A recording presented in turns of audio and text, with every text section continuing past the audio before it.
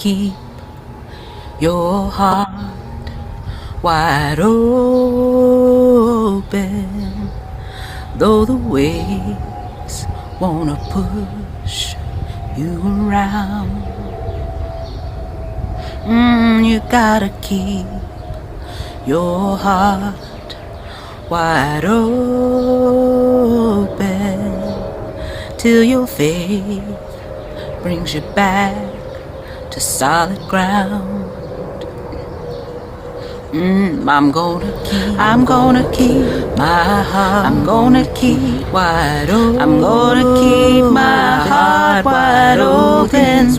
Though these waves wanna push, though they want me around, though the waves wanna push me around, I'm gonna keep my heart. I'm gonna keep wide open. I'm gonna keep my heart wide open till my faith brings me back to solid ground. Until my faith brings me back to solid ground. We gotta keep our heart. We gotta keep wide open. We gotta keep our hearts wide open.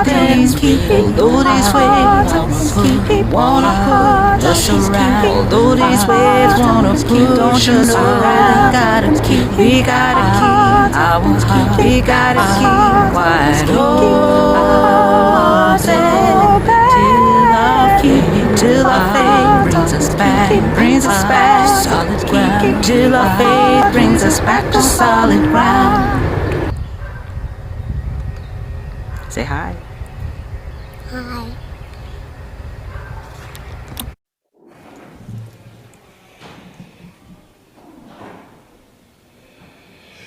Good morning.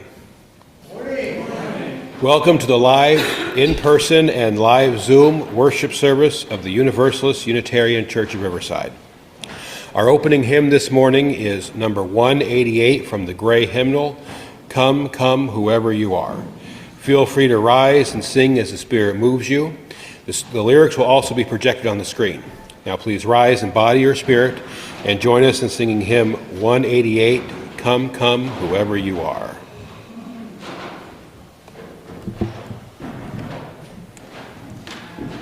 Come, come, whoever you are, wanderer, worshipper, lover of living, ours is no caravan of despair. Come yet again, come, come, come, whoever you are, condemned, worshipper, lover, you're leaving, ours is no caravan of living, ours is no caravan of despair. Come yet again, cover yourself, condemned, worshipper, lover, you're leaving, ours is no caravan of living. Come yet again, come.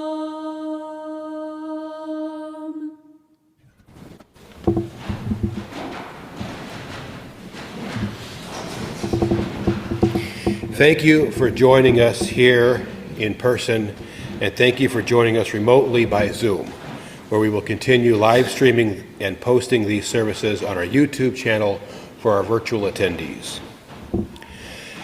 I'm Adam Wedeking, Chair of the Social and Environmental Justice Committee, and I will be your worship associate today. Members of the worship committee who make this service possible include Alec Peck, our music coordinator who's monitoring our visual and online connections today, and Kate Lewicki, who is in charge of our sound system. We welcome you to join us this morning with an open mind and an open heart, and with muted electronic devices, please. Our Unitarian heritage calls us to recognize the inherent good of all persons, while the Universalist part of our tradition encourages us to extend love and acceptance to everyone. Our principles call us to affirm the worth and dignity of every individual and to accept and care for the well-being and growth of one another. Thank you for joining us here today.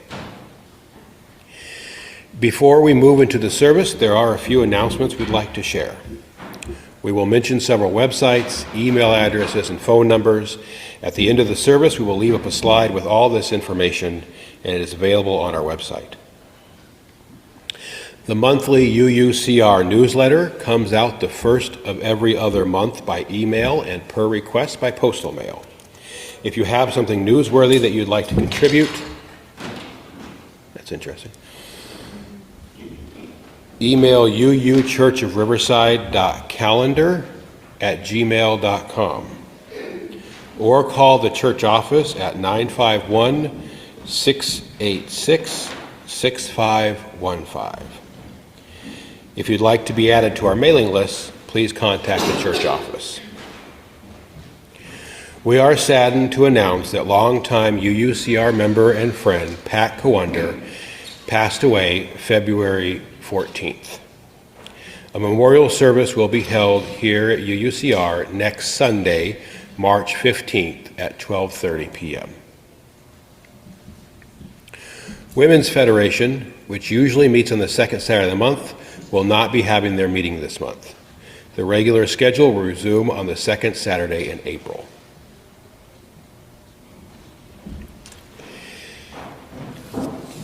Today is International Women's Day. The global theme for this year's International Women's Day is Give to Gain, a powerful reminder that progress is accelerated through generosity, collaboration, and shared support. Our local friends at the Human Migration Institute are sponsoring an event at Fairmount Park this afternoon from noon to 2 if you'd like to stop by and say hello. Kirtan is a heart-opening practice of call and response chanting, where simple melodies and sacred mantras are sung together in community. You can experience Kirtan at a Kirtan event next Saturday on March 14th between 6 to 7:30 p.m. at the Fun Yoga Studio. Please see Grace or I if you're interested in attending. There's information up there.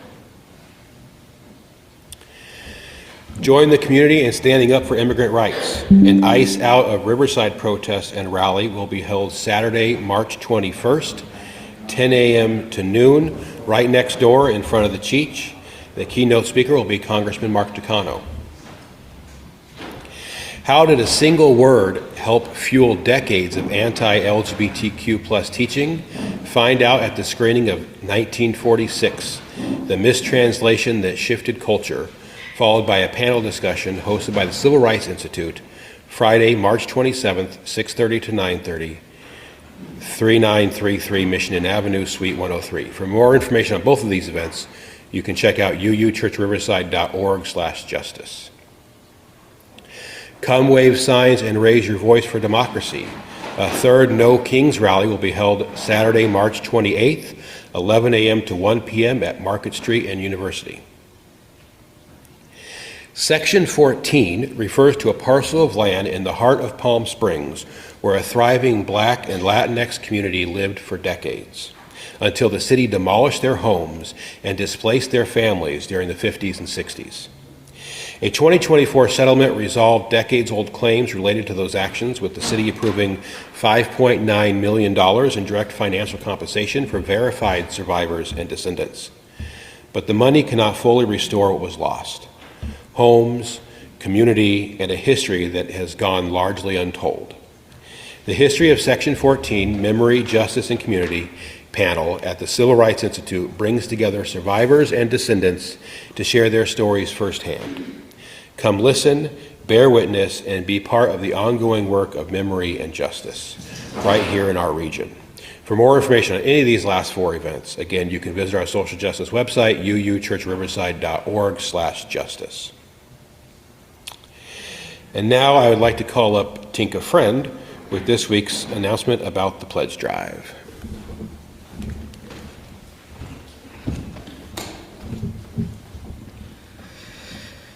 So you have me today. Nick woke up not feeling well, so I'm going to be doing the annual announcement for pledge for him. The spirit of pledge. This morning I want to share with you the meaning of the spirit of pledging. Many people have difficulty seeing the spiritual connection between money and church. When money is mentioned, people often want to avoid discussing it because they feel anxious, guilty, or fearful that they cannot give enough. I would like to clear that up. After all, this church is a place of grace, spiritual strength, and a beloved community. This is a place where people of all different devotions, spiritual practices, and economic levels gather to touch each other's spirit, to uphold those in need in the wider community, and to connect with the holy, whatever they define as holy or divine. There can be no higher purpose. Money touches everything in our lives. It's a matter of fact. It is a fact of life. Of course, it must touch us here as well. We have expenses here in our church home, just as we do in our own homes. Electricity, water, trash, maintenance, lawn care, cleaning, payroll, insurance, food, coffee, and many other things. We do not think of these expenses as bad. I mean, after all, they contribute to this church, to its existence, and to the hospitality we share with those who walk through our doors. This church, our church, the spiritual center of our lives, is as important to us as where we live. Is this church, our church home, not where we gather to commune, to share our thoughts and feelings, and continue our quest for truth and meaning? Is this not where we connect and share those important milestones in our lives? Weddings, memorials, graduations, birthdays, anniversaries, holidays, especially for those of us who have no family nearby. This is our home, our spiritual family that helps each other, that reaches out to one another, that cares for its members when difficulty arises. Only we can sustain it. Each pledge we give connects us to this church in a deep and heartfelt way. This is the spirit of pledge. Open yourself up to this spirit. Amen and blessed be.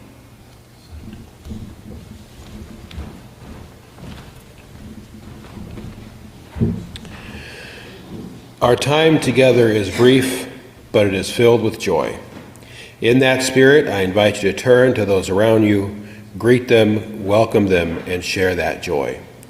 For those of you on Zoom, you can use the Zoom wave gesture or just wave at your camera.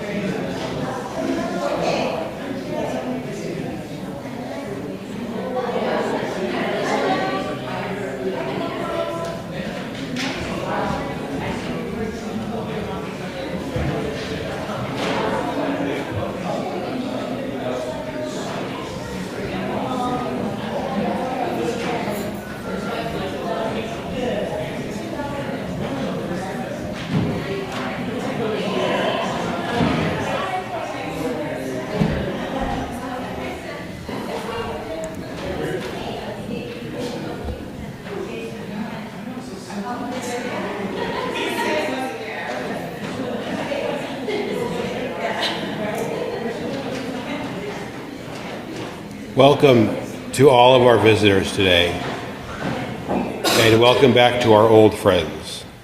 We'd love to meet you during coffee hour in the parish hall after service, where you can also find our visitors tablet, a little guest book on a tablet you can fill out. Please leave your name before you leave so that we know you were here, and leave your contact information if you want updates on church events. If you can't find the visitors tablet, let me know and I'll make sure you can fill it out. There will also be a short discussion after the service to share your reflections with us. For those online, the best way to get added to the mailing list is to email the church office at admin@uuchurchofriverside.org. And now I invite you to sit back, take a slow, deep breath as we move into the worship hour. You are welcome to read with me the mission statement of our church.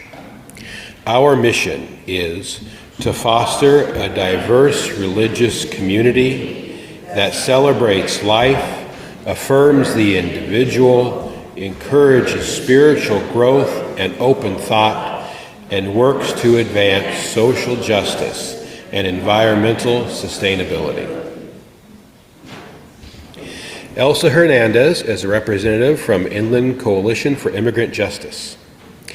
IC4IJ is composed of over 35 organizations that serve the immigrant community in the Inland Empire. This coalition engages in policy advocacy, community organizing and education, and rapid response to ICE and Border Patrol operations. IC4IJ is collectively changing the narrative of the 1 million immigrants who live, thrive, and are a foundational part of the fabric of the Inland Empire. It also provides resources such as training, technical support, and grants to coalition partners to further support their efforts and mission in the region. In the light of unsettling current events, Unitarian Universalists view immigration through a lens of love and compassion, rejecting policies that dehumanize individuals. Just as love knows no borders, Unitarian Universalists' dedication to justice reaches across boundaries and walls. We show up on the side of love with all families, regardless of citizenship status, and strive to create welcoming communities and congregations. Today, our guest speaker, Elsa Hernandez, will introduce us to legal observer training and rapid response to immigrant injustice. We have 2 lightings of sacred flames. The first is a remembrance candle for the indigenous peoples who continue to cry out for justice and self-determination. Do we have a candle lighter? We remember that we live off the unceded lands of several indigenous peoples, including the Cahuilla, the Luiseño, the Serrano, the Tongva, and the Cupeño, and others. We light this sacred flame in their remembrance and in recognition of their ongoing struggle for freedom and dignity. Our second sacred flame is our own chalice, the symbol of our faith. We are blessed with this space and opportunity to strive to live out our common principles, to bring justice, equity, and compassion into our daily lives, to resist all that threatens the earth and her people, and to be part of a world community with peace, liberty, and justice for all. Let these thoughts carry us forth as we journey in worship together. Today's chalice lighting words are by Pat Uribe Lichi. We come from many places, along different paths, bringing different truths. We come with different histories and different realities, and yet we come together as one people, with faith that we can use our differences to heal ourselves and each other, to bring wholeness to a fractured world. We come seeking to find community, to find acceptance of who we are. In this place, may we find others who are much like us and others who are much different. May our lit chalice remind us that we are a people taught by different stories with many voices, but always one people, working for a world where love creates justice and justice gives birth to peace.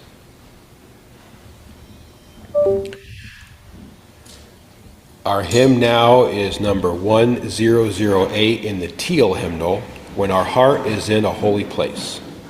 Feel free to rise and sing as the Spirit moves you. The lyrics will also be projected on the screen. Now please rise in body or spirit and join us in singing hymn number 1008, When Our Heart is in a Holy Place.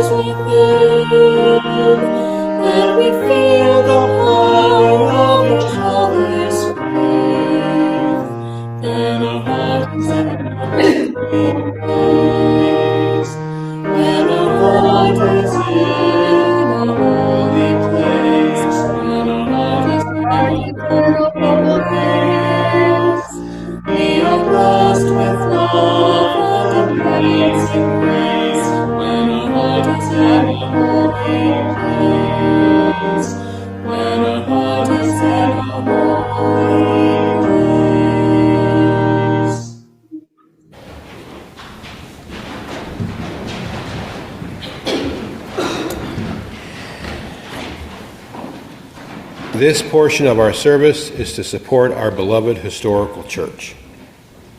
This can be accomplished in several ways. In addition to the weekly collection, you may send your checks to the church address, which is shown here. You may contribute by PayPal using the QR code, which is also shown here, as well as on the church website and in the newsletter. Stater Brothers Markets gives our church a rebate on Stater grocery cards, which we will have in church each Sunday. You get the full value, and the church also receives a percentage for free. Please see Robert Braun in the church office if you are interested in purchasing the gift cards. Please donate as the Spirit moves you by whatever method works best for you. Thank you for your generosity. To those of you who give of their time and their talent, thank you for your generous care and attention. To all of you who have joined us here today, thank you for the gift of your presence. Will our ushers please come forward to receive the collection? A tote bag will also be passed around to collect food and hygiene items for our local community.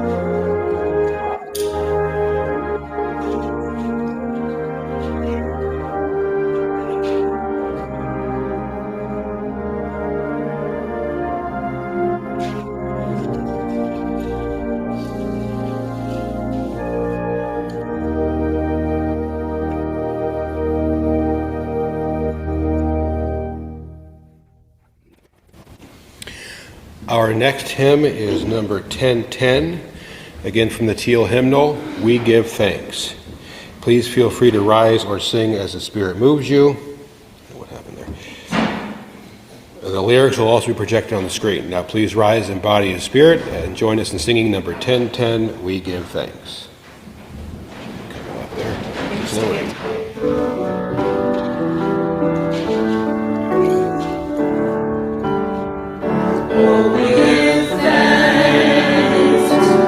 Precious day, forever clear, as far away, for this time we share, with love and care. Oh, we give thanks for this precious day.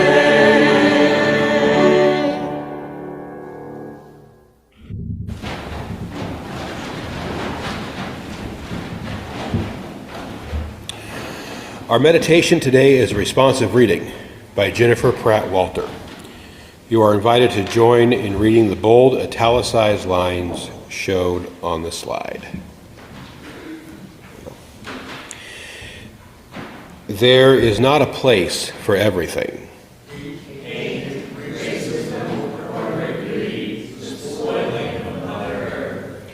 Everything is not in its place.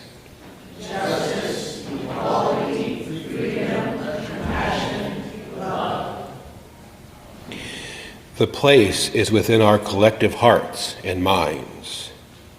Where we need your love, invite love in, make a place for lovers, the others will follow. Now let us pause for a moment of silence.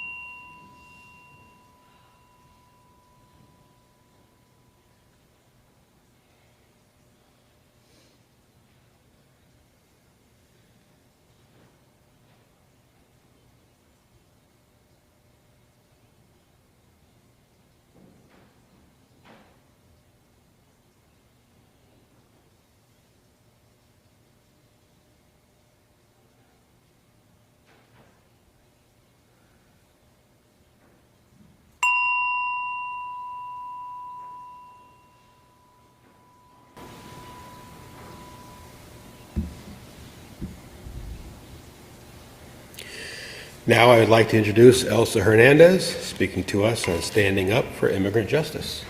Elsa.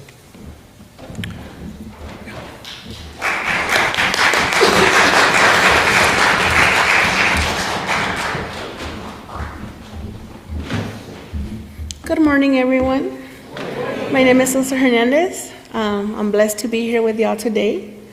So yeah, let's get started. Let me start sharing my screen.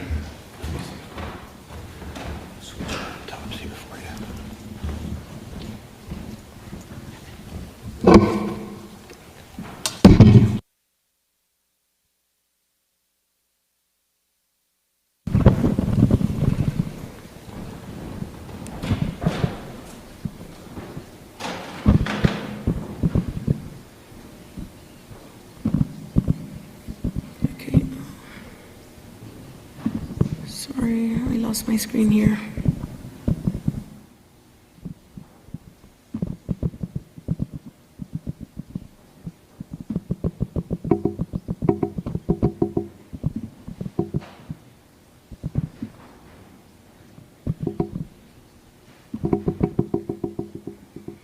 Okay.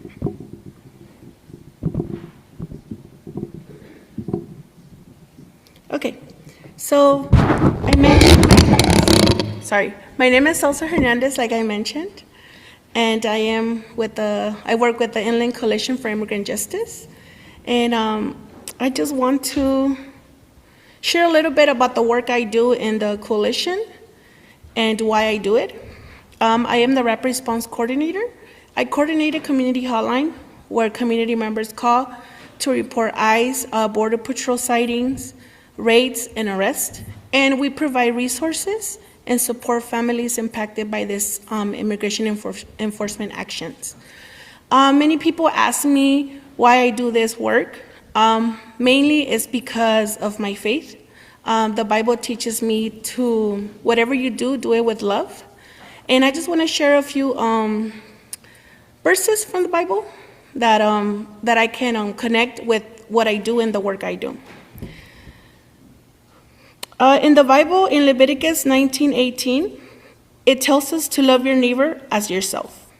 I believe that loving your neighbor doesn't just mean the person that lives next door to us, but also community members, those who might be going through something difficult, those people that are in need, those are our neighbors that we need to help. Another great example in the Bible is the story of the Good Samaritan in Luke 10. It teaches us that when we see someone who is hurting, we shouldn't just walk past them, we should stop and help. So that is how I see my work. When families are affected by raids, as an organization, we show up and provide resources and support them in whatever we can. If they need any food, helping them fundraise, etc.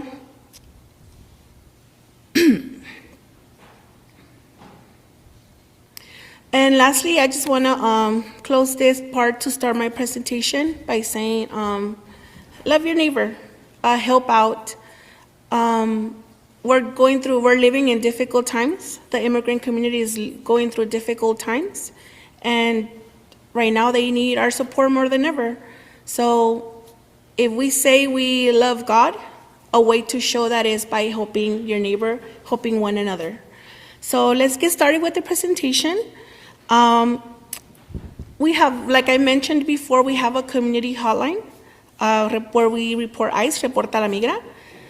Feel free to get the number down, save it down in your contacts, share it with family, friends. If it's not for you, it can benefit others. So to this hotline, we have volunteers.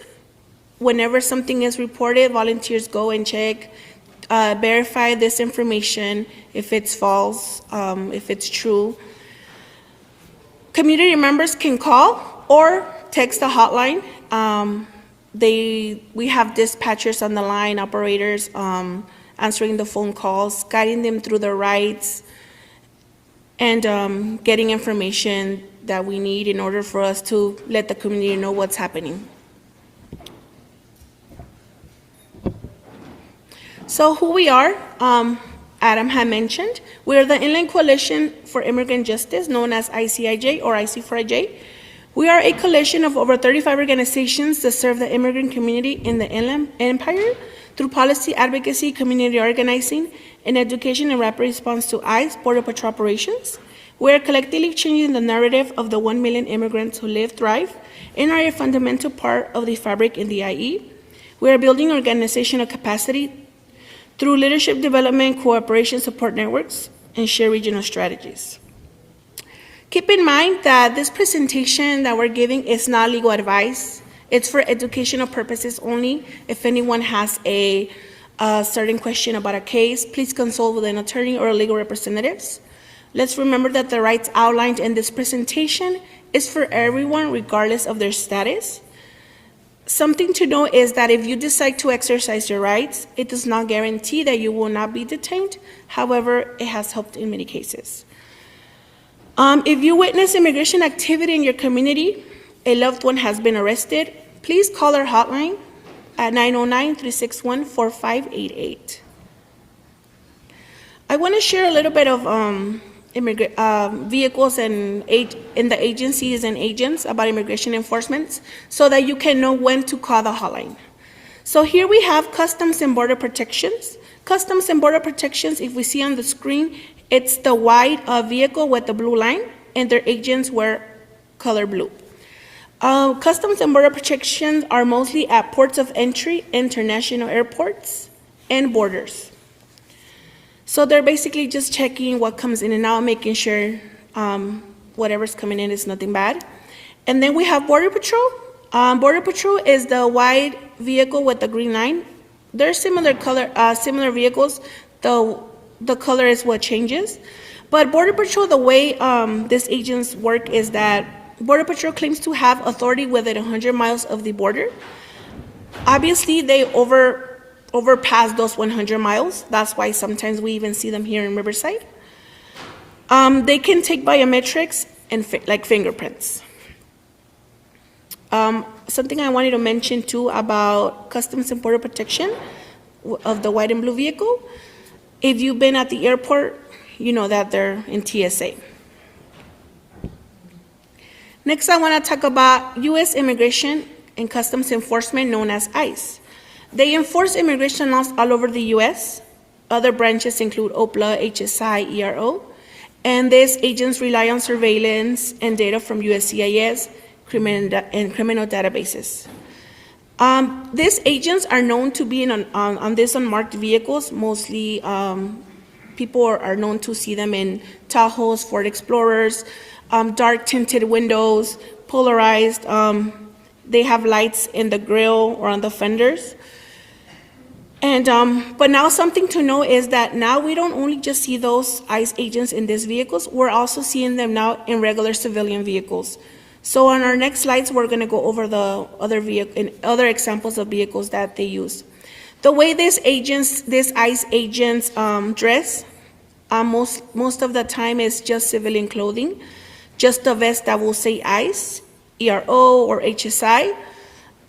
We see them masked, their face completely masked, wearing a hat, sunglasses in order to not show their identity. There's times that they can wear uniform as well, but most of the time what we see most is them dressed in civilian clothing. I want to talk about common tactics, how their tactics are to arrest. Border Patrol, we mentioned that they drive within 100 miles of the border, and they racially profile. So because they racially profile workers, like construction workers, gardeners, landscapers, these are the people that are targeted the most. Also street vendors. So they're just roaming around, and just because they see someone selling fruit, flowers, they stop them and do their arrest. We've noticed many patterns of Border Patrol. They go to Home Depots and do their arrests, car washes, gas stations, and like I mentioned again, street vendors. ICE agents, they target specific people with criminal records or individuals suspected of being in violation of immigration law. Under other presidential administrations, ICE would target specific people, but now they are working the same way Border Patrol does, that they are just racially profiling anyone, because they see someone driving a construction truck, a gardener, they will stop them and do their arrest. They do collateral arrest, which means if they are looking for a specific someone, if that day that person is with a friend, a family member, if the person also doesn't have status, that person is also at risk of being arrested as well. ICE has revoked the sensitive location policy of churches, schools, and hospitals. Before we would hear that, ICE went inside a church in other states, and California, we were basically a sanctuary place. But now, unfortunately, that has changed, and now we're seeing that these agents are going into hospitals, churches, and schools as well. A pattern of arrest of ICE agents is they are constantly at courthouses outside in the parking lots waiting for folks to come out to do their arrest. Same like Border Patrol, they go to day labor corners like Home Depots. Gas stations as well. They're often seen in streets as well and in neighborhoods, just roaming around the area or waiting for someone to leave their home early in the morning to make their arrest. ICE has no authority over traffic violations, so they cannot stop you and say, we're stopping you because you passed the red light or because you're speeding. However, they will stop people on the side of the road or on the road with any other excuse. We have many people calling the hotline saying, I stopped at a red light, and as soon as I stopped, they boxed my car in, and their excuse is, oh, are you David? And when the person says no, they say, oh, can you show us your identification? And that's how they proceed with their arrest. So ICE are liars. They'll make up any excuse in order to stop you. So here's the differences. How we mentioned, we have Customs and Border Protection. It's a white vehicle with the blue line. There are borders, ports of entry, and international airports. And then we say Border Patrol is the white and green vehicle that roams around within 100 miles of the border with their agents wearing green. Many people confuse Border Patrol with the Sheriff Department because, as you know, sheriffs wear green. So it's very important to always, before thinking it's Border Patrol, make sure you're able to see their badge or their vest. And then we mentioned ICE. They can wear civilian clothing. And then this is the vehicles that you see them mostly using as well. So I want to go over some slides of how to identify immigration authorities. We mentioned CBP and Border Patrol as part of immigration. These pictures of these vehicles are taken in real time. It was a bunch of ICE agents. As you can see, we don't only just see Ford Explorers and Tahoes, like many people think that they only use those vehicles. We can see here there's a Nissan, a pickup truck, a small SUV, a Chevy. So different maker models of vehicles. These are other vehicles that are seen to be in the IE making arrests. There's a group called Equipo de Carros. They are always checking what vehicles come out of Terminal Island. And they let us know, they share this information.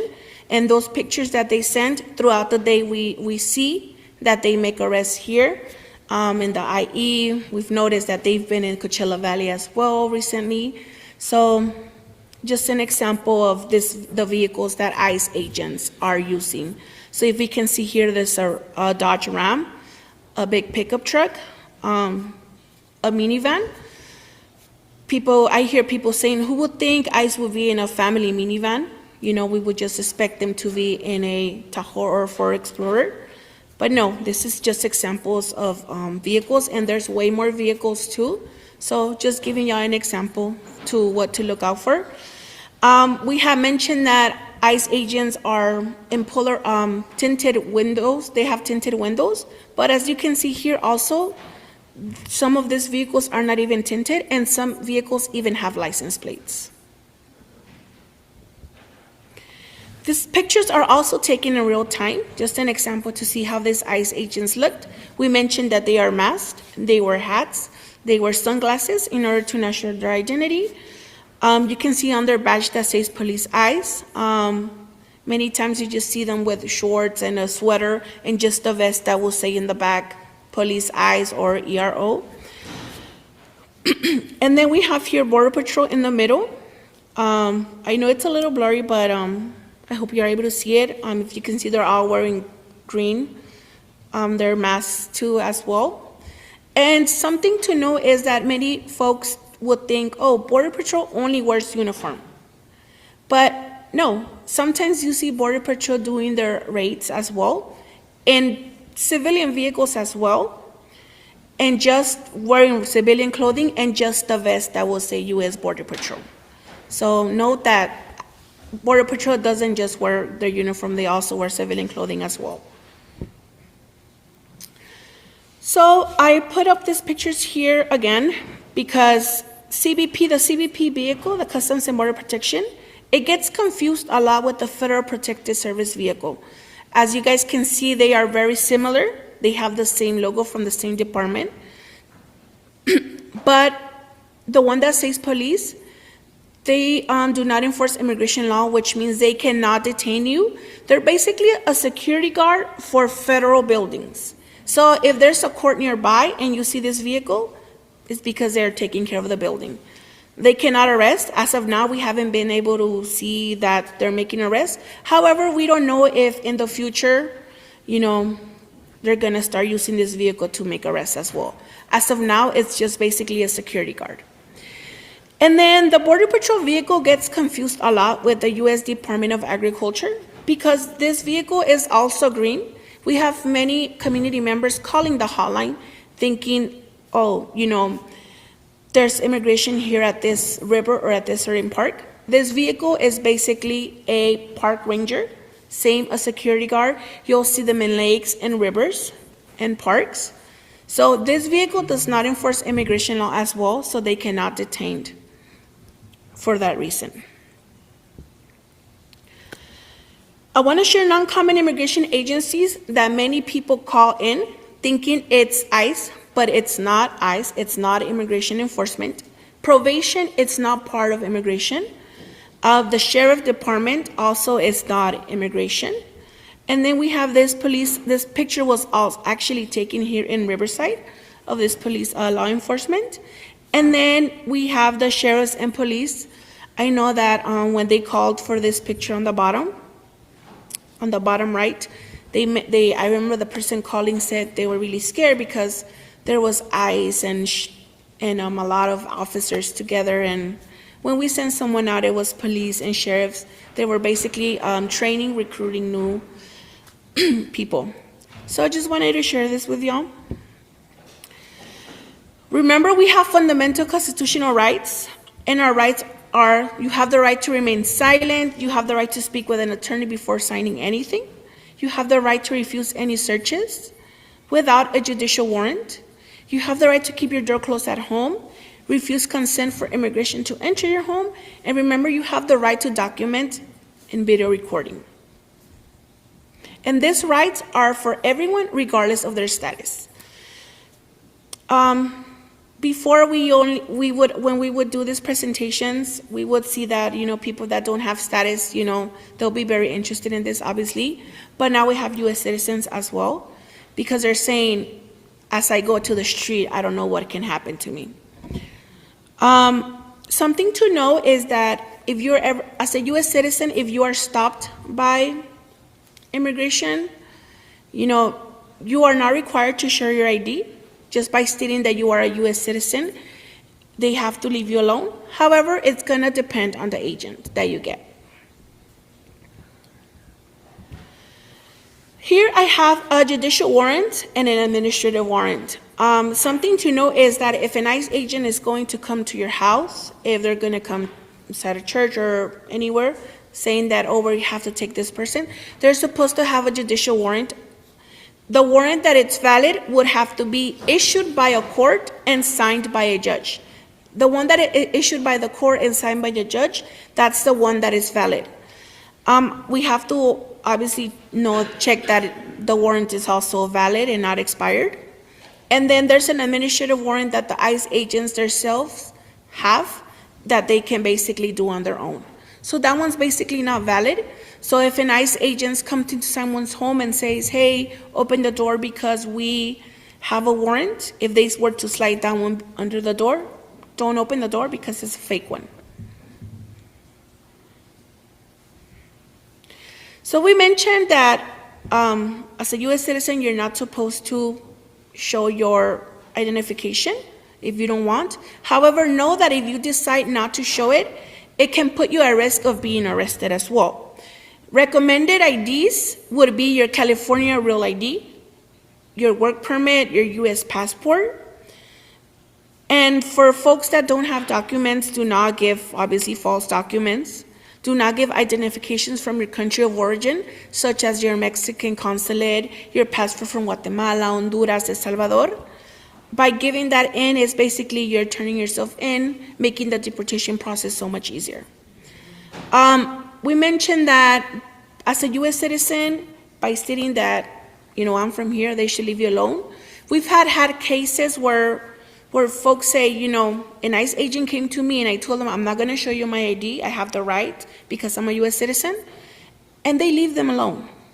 However, there's also agents that as soon as the U.S. citizen says, I'm not going to show you my ID, they get really upset and try to arrest them and handcuff them. Like I mentioned, it all depends on the agent that you get. If you don't want to go through all that problem, if you do have documentation that shows you're a U.S. citizen, I would just say, just show them, so you don't have to go through all this.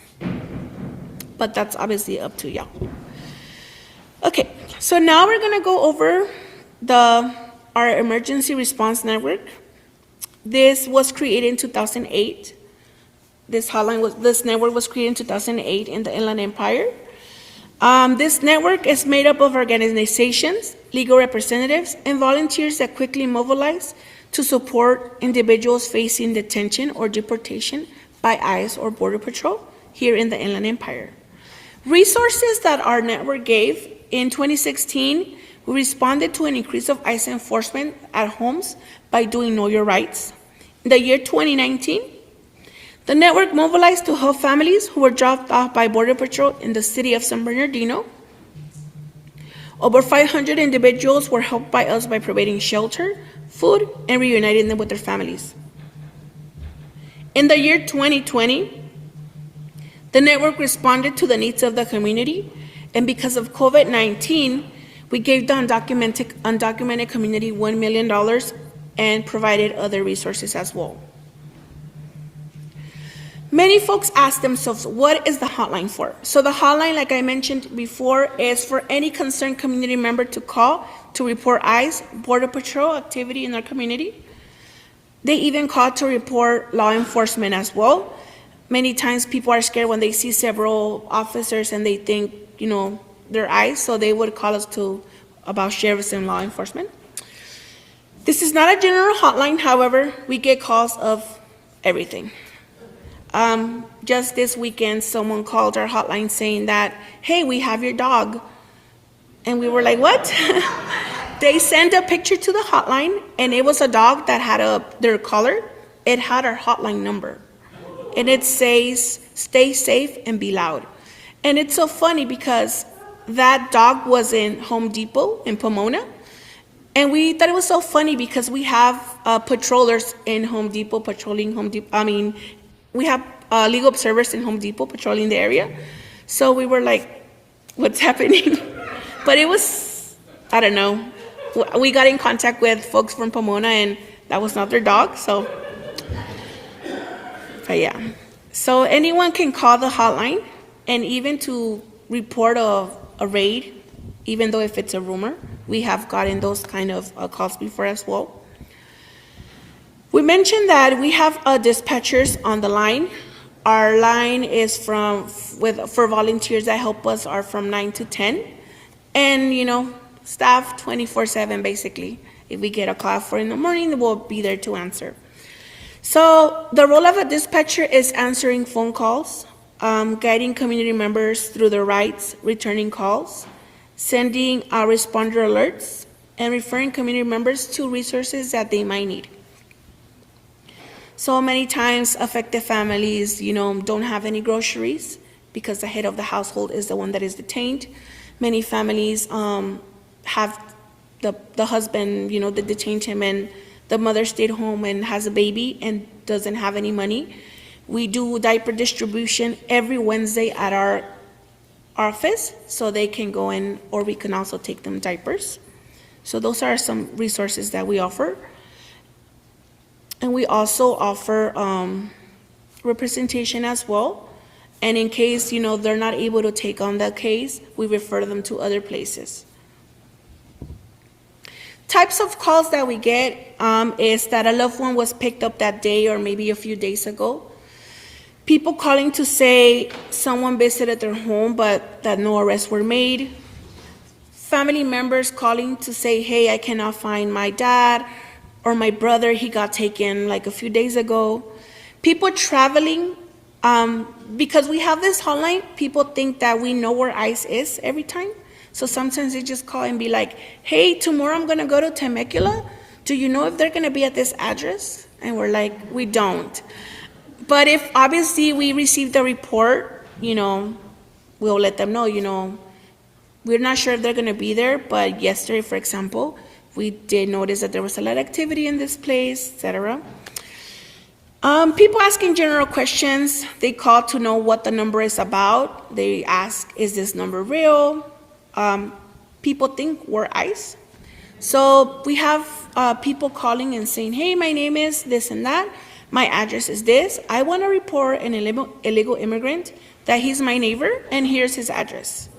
So we have people calling like that. We also have people calling, like we mentioned, to confirm the number. People wanting to volunteer being part of the Rapid Response Network. And we also have trolls. People just to bother us, telling us that, why are we supporting those immigrants, how they say, and like very bad stuff that, how they refer to our immigrant community. So we have a lot of calls. We also get calls from the Adelanto Detention Center as well. So those folks call wanting commissary. So we provide them with commissary help. Many times they also want representation.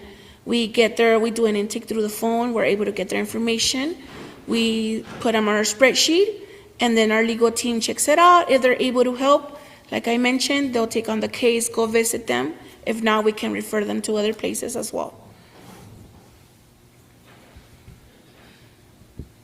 So how is the rapid response process? So community member calls to report ICE and Border Patrol activity by calling our number or texting. Dispatchers create incident reports, and if needed, we'll send out an alert.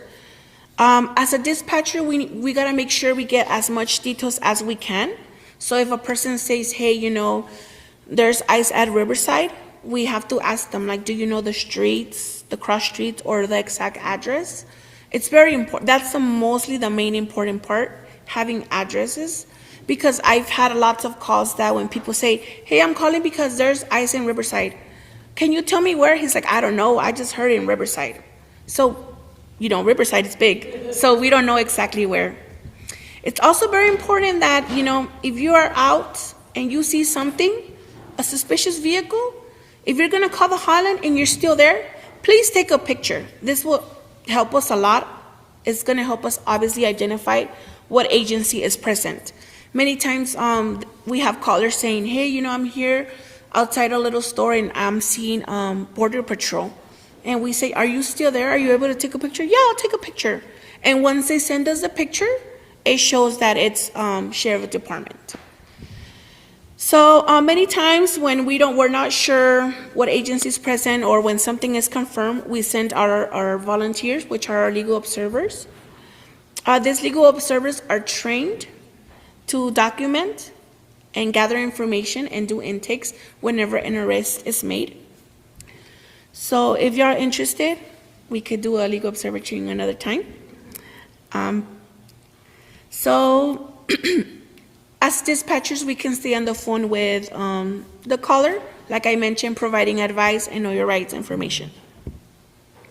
So we mentioned legal observers are on call to respond to situations where there is a risk of ICE, Border Patrol, detainments.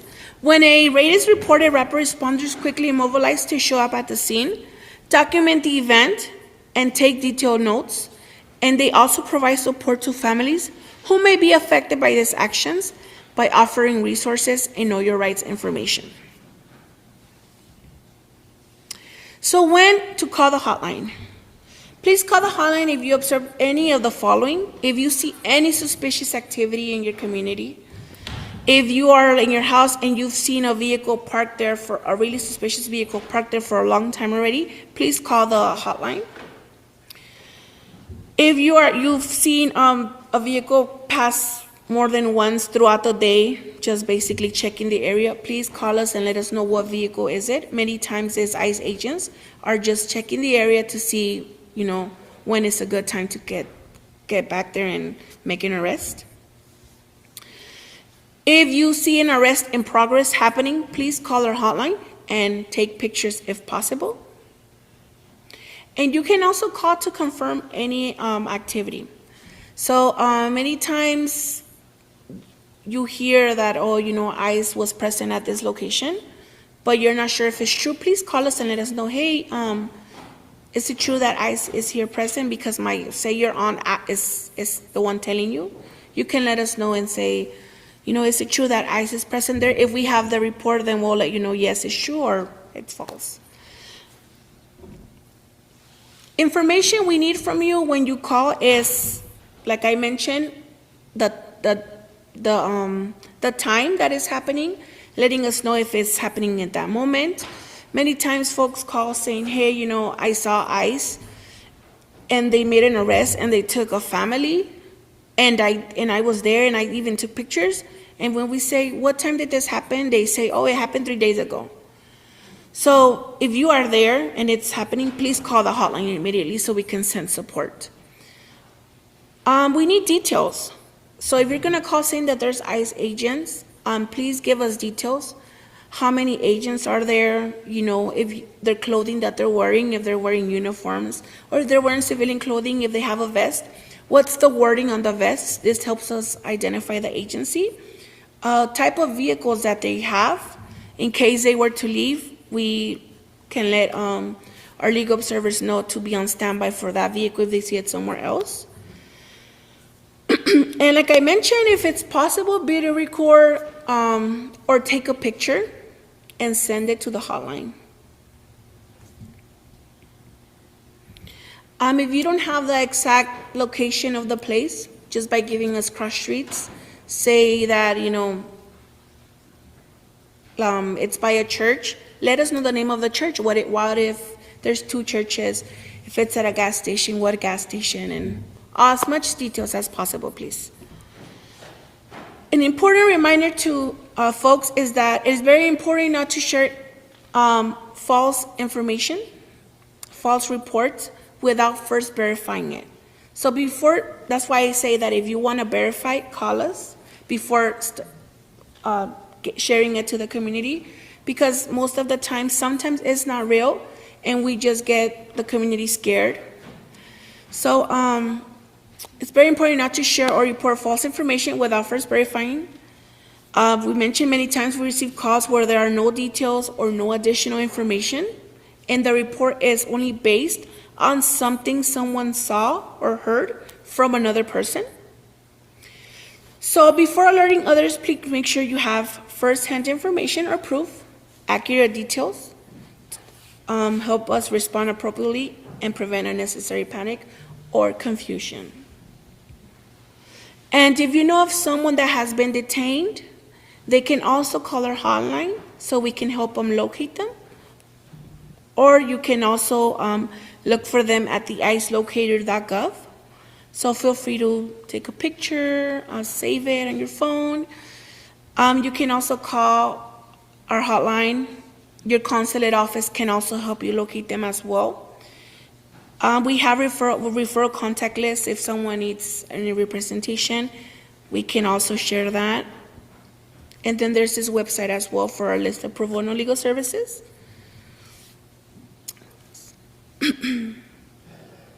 And lastly, how to plug in. If you would like to be a volunteer would like to be a legal observer and help us verify whenever there's an alert, y'all can email me at elsa@ic4ij.org, or y'all can text the hotline at 909-361-4588. You can text the word volunteer, just letting us know, hey, I would like to be part of the network, and we can schedule something. And lastly, here's our number again. Save it. And this is my presentation for today. Thank you all for being here today, and thank you, Adam, for inviting us. Have a blessed day, everyone.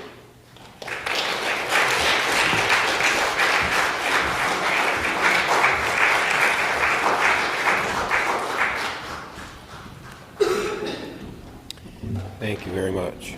Let's do a switch here.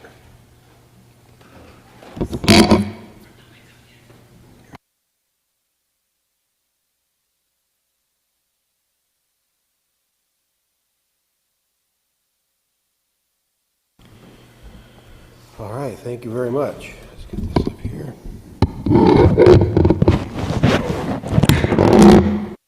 Stop sharing so you can. Okay. There we go. All right, our closing hymn is number 131 from the Gray Hymnal, Love Will Guide Us. Feel free to rise or sing as the Spirit moves you. The lyrics will also be projected on the screen again. Now please rise, your body and spirit, and join us in singing hymn 131, Love Will Guide Us.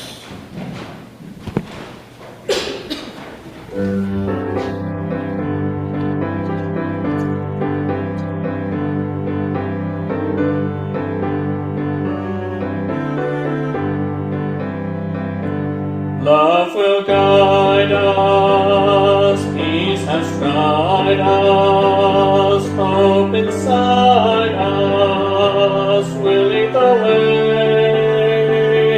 On the road from greed to giving, love will guide us through the hard night. If you cannot sing like angels, if you cannot speak before thousands, you can give from deep within you. You can change the world with your love. Love will guide us, peace has tried us, hope inside us will lead the way. On the road from greed to giving, love will guide us through the hard night.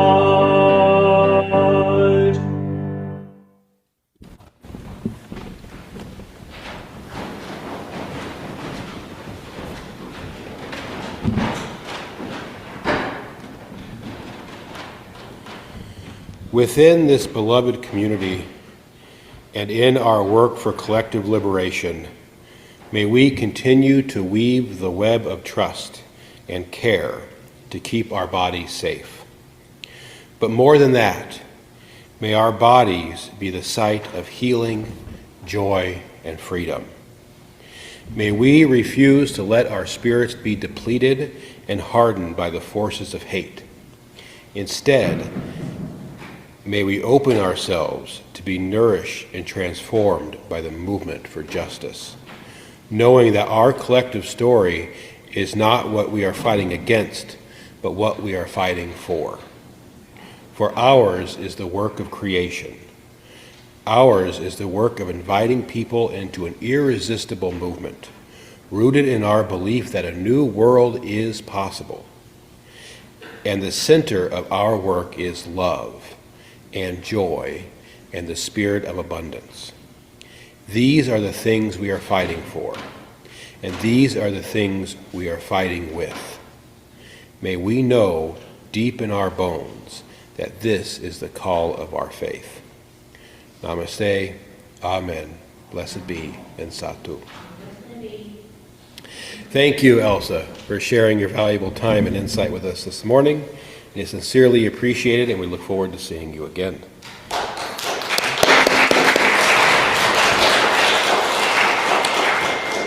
We'd also like to thank Tinka Friend, who accompanies our hymns in American Sign Language. Are you able to stay for 10 or 15 minutes for Q&A? Awesome. So we will have 10 to 15 minutes of Q&A following the service. For those of you who wish to share your thoughts and observations with Elsa on today's topic, please be aware this will be included in the video that is posted. For the rest of you, you are now welcome to adjourn to the parish hall. We'll have about 60 seconds and then we'll start the Q&A section. So.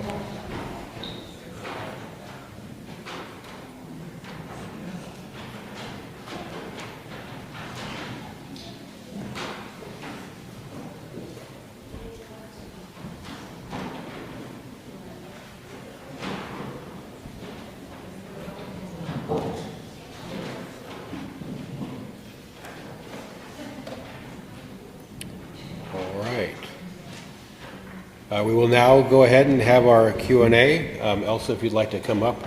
I will invite you to come up to the microphone if you have a question to share with her. If you are If you are online, you can use the raise hand function there and we will call on you. But yeah, if anybody has a question, you can come on up and ask. Come on up, Dave.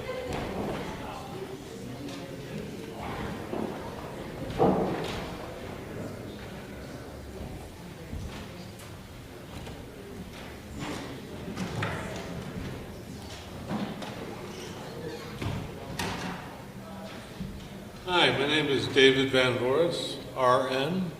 I'm retired. I just want to let people know that RNs nationwide, especially union RNs, are denying ICE access to patient care areas. They may hear confidential information about patients. We treat all patients the same. We do not ask immigration status nor ability to pay. Our care is focused on the individual, and ICE is, we are resisting ICE presence at hospitals and patient care areas. Just to let you know, anybody that's in the healthcare community, please give the report to the hotline and the number provided. Thank you very much.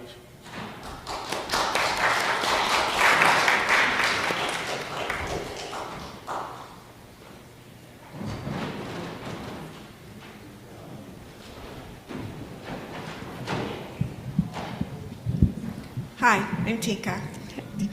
I was just wondering if in Riverside, are you finding more ICE agents and the presence of ICE agents or Border Control? Are you finding more of them around Casablanca and the east side more than the rest of Riverside? I mean, it depends. Recently we did have reports of Casablanca a few weeks ago, but they're basically everywhere. So I cannot just tell you it's here. They're like basically everywhere. There's times that we will receive a lot of reports throughout here by this area, and then there's lots of times that it takes a really long time for no arrest or any sightings of ICE. So just always, look out for each other because they're everywhere, basically. So what you're saying is situational awareness when you're out? Yeah.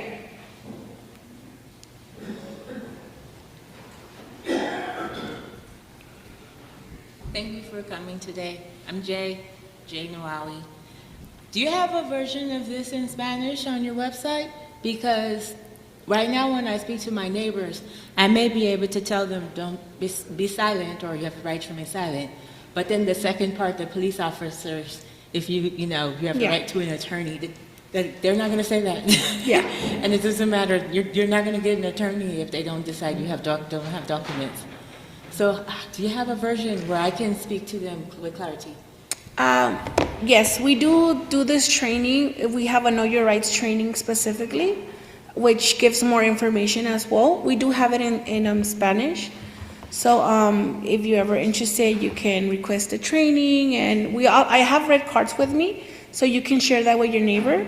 The rights are in Spanish, and the English part, it's for the agents. So it's English and Spanish. So I can definitely give you one after the service.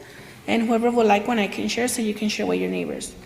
And you can contact me in my email if you ever if you have a group of friends that would like the training, we could do something in person or even virtually. Yeah.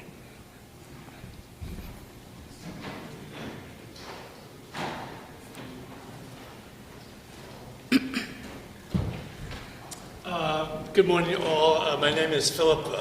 My wife and I, Laura, we're visiting from Minneapolis, from a Unitarian church there, and it's wonderful to join you all. Thank you. We have exactly the same red card passed out in coffee shops, our local food cooperative. I would say maybe a message of sort of hope. Our response in especially South Minneapolis was to, for example, wear whistles. We had ice out buttons, local print shop, printed ice out with sort of a person with a big, Minnesota winter boot, kicking, taking the word ice. We had people lighting candles after the 2 people were killed. There was a very decent, we had a hotline, although I think your hotline is much more robust and it's clear what you all can do in the Inland Empire. In Minneapolis, we had a phone number to call, but there was a much more decentralized signal, text-based. You need to be vetted. Individuals need to be vetted to be able to report ICE activity.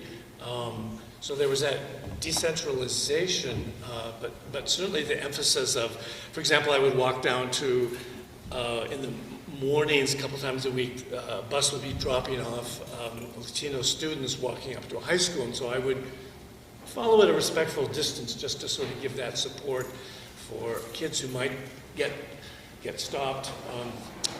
And then finally, I think the biggest emphasis for us, because we had ICE agents literally breaking windows, was to, if you were a U.S. citizen, say, I'm a U.S. citizen, I don't have to answer your further questions. Am I being detained? Can I leave now? Those were the important things for people to report. So anyway, wonderful that you all have such resources here and to hear about it. So thank you all.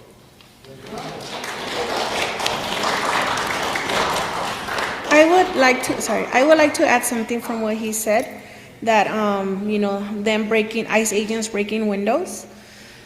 With all this happening right now, community members are saying, what's the point of saying my rights if they're not going to listen to me?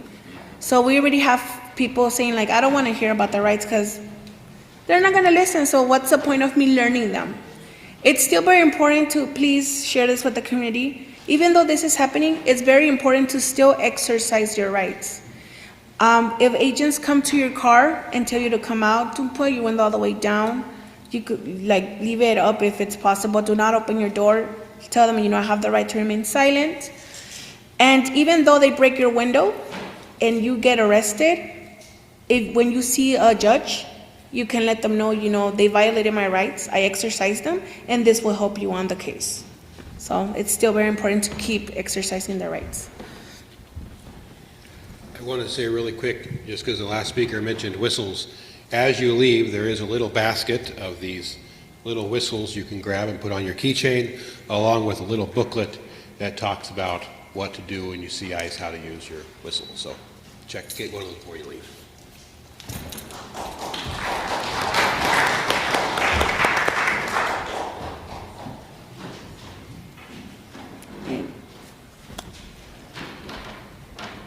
I had one more question. When you talked about somebody who is an American citizen, more than likely of Hispanic descent, and you talked about showing proof of your citizenship. Well, my driver's license does not specify that I am an American citizen. It just means I'm a resident of California. So I was just thinking, I would not, if I got stopped, I wouldn't have anything to prove my citizenship. I have a passport, but that's at home. So so I was just curious, what would people have on them that could prove that they were an American citizen? Like we mentioned, these agents, they basically racially profile. So by seeing that your color is white, they're not going to say, oh, this person has documents. So just by you showing them that, they'll believe you. For U.S. citizens that unfortunately look Hispanic, they'll be doubting it more. I know that the real ID, only residents and U.S. citizens can have it. A person that doesn't have status won't be able to have a U.S. real ID. So for undocumented community, there's a California ID, but has federal limits applied. That one, I feel with that one is where they'll definitely doubt, like, okay, this person, we should arrest him because for sure it's not a resident or a U.S. citizen.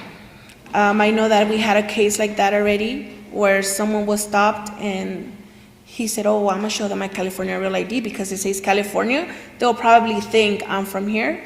But as soon as they saw his ID and saw that, had the federal limits apply, they told him, like, do you have another ID? And unfortunately, that person took out their Mexican ID and got arrested. Well, what comes to mind in this case is innocence until proven guilty. They need probable cause, do they not? They don't have to go by your skin color.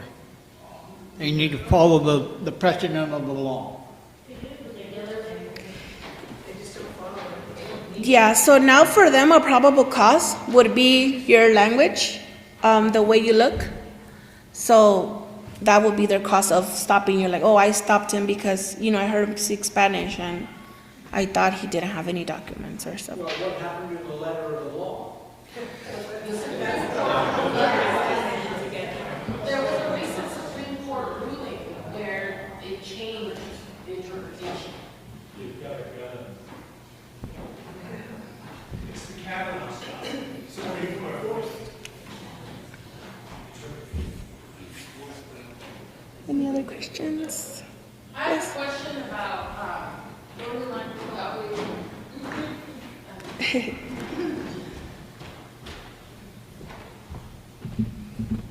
Hi, my name's Elizabeth. I go to church across the street, but I'm one of the legal observers. And so my question is not just for Elsa, but this is like a microcosm of what's happening to our democracy, right? Like first they come for her, they're coming for me next. So my question to you, Elsa, and then also the rest of us, is that like how we tie this in to fighting authoritarianism. And so for me, it's like I'll be a legal observer because otherwise not doing anything leads me to be depressed. But what else can we be doing about how this ties back to our democracy? If there's anything that IC4AJ has been wanting us to get involved in. Yeah, I mean, just, taking action, basically, as a legal observer, you go verify, but also just like always be patrolling the area, try to, how would I explain it? Sorry, I cannot. I have it in my head, but I'm not able to. I mean, there's many ways to do, like doing rallies, being part of it, like getting in contact with our policy team. They could specifically tell you what else exactly in other ways you can help more rather than just being a legal observer. So I think it's best if you just... I started to say before when Tinka or the person before that presented their question, when you are accosted or stopped or questioned, before they take decisive action, or after, depending on what their action is, you need to be responsible to report to the agencies who deal with these things and get the word out. Let people know that this is happening. The agencies will put the word out. Thank you.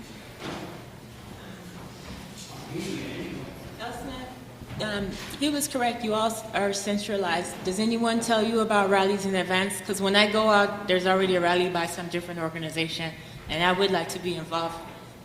Yeah, if you follow our Instagram page, we definitely, whenever we do have rallies and like that, with ahead of time, we post and, we talk about why the rally is about and stuff. So if you follow us at Instagram, you definitely can get a lot of information and everything. And also you can see what our team is working on, new policies and stuff. And obviously ways to volunteer. Yes. I think another really, really important thing is if we want to change this, we have to get active in the coming election to make sure that people vote. They know that their districts have been changed in certain states, so that maybe they need to go someplace else. Support your local people who are involved in government, who are against what's going on in this country. There are organizations in Riverside that are reaching out to people all over on different issues that they can do so that when the midterm elections come up in November, we can change who's in Congress, because that's one of the most important things we can do for this country.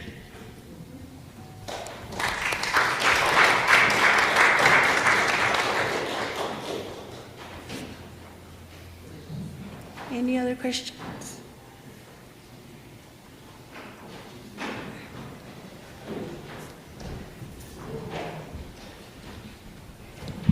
I just wanted to say thank you so much for your time with us today. And yeah, I think this is our last chance, so last chance if anyone has one last question or comment before we break for fellowship for coffee hour. Any takers? Walt, come on up.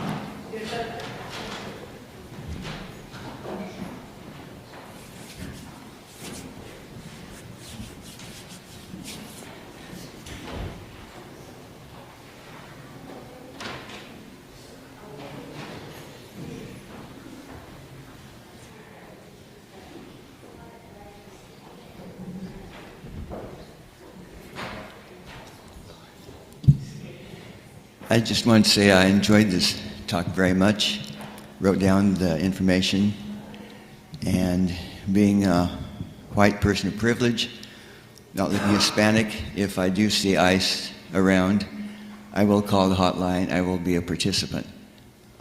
As far as getting directly in their way or something, when they're about to club somebody, I may not stand my ground at that point. But other than that, I will do something because I realize that the skin color means everything. And so I can be of great help.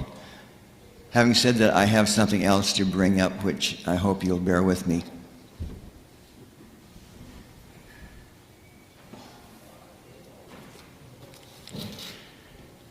For an hour, I would like to hold this across from the Fox Theater, which I've done many times before. You could say wait until March 28th, but I'd rather do it today because this is International Women's Day. My girlfriend Diane urged me not to do it alone, and I said, I think I can do it. But in truth, I'd rather have some other people with me. And so I am offering anyone who wants to stand with me across from the Fox for an hour with my sign to, I will take you to Ancho's on Holt Street. If you haven't been to Ancho's yet, hey, you're in for a treat. And I've been dying to go to Ancho's, and Diane is tied up with her daughter, and I said, huh? So when she comes out of that, I'll say, I went to Ancho's. So I'm more than willing to take up to 5 people. I'll have to have a second car. I can only take 3. But I encourage you to go along with me so I'll have a good excuse, not only to hold the sign, but to go to Ancho's. This pertains to the Epstein files, the very latest. You can actually read the Epstein files online. All you have to do is search a little bit for it. It's actually out there. It's about the woman who, when she was 13 years old, Trump told her that she was, he didn't like her, she was a tom girl, and he demanded that she come over to him. He sent his people around him out of the room, and he demanded that she come and suck his penis, I'll just say it. In her testimony, and you can see it online now, it's part of the Epstein files, she bit him like shit, is how she put it. And he hit her on the side and said, when the others came back in, because I think he yelled other things, the others then came in, he said, get this little bitch out of here. So my sign kind of encapsulates that whole activity, and I'm dying basically to hold this up for an hour because this is International Women's Day. I also brought another sign, and we will write INTL with an apostrophe for international, Women's Day unless you have your own sign. So again, I'd like to show this sign off where I usually do, and where the demonstration will be close to, which is right across from the Fox and Fox Theater downtown. And also, of course, I'm looking for an excuse not only to hold my sign that took 2.5 hours to make, but also just take some people and myself to Ancho's. Be sure and take me up on it. Thank you very much.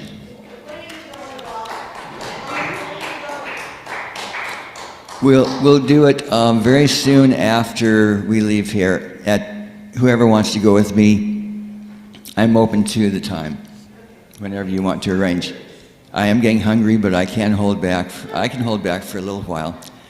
And we got to make the sign that says International Women's Day. You might be faster than me. I brought the markers. You might be remarkably quick in drawing it out. So I encourage you to help me out. Thank you.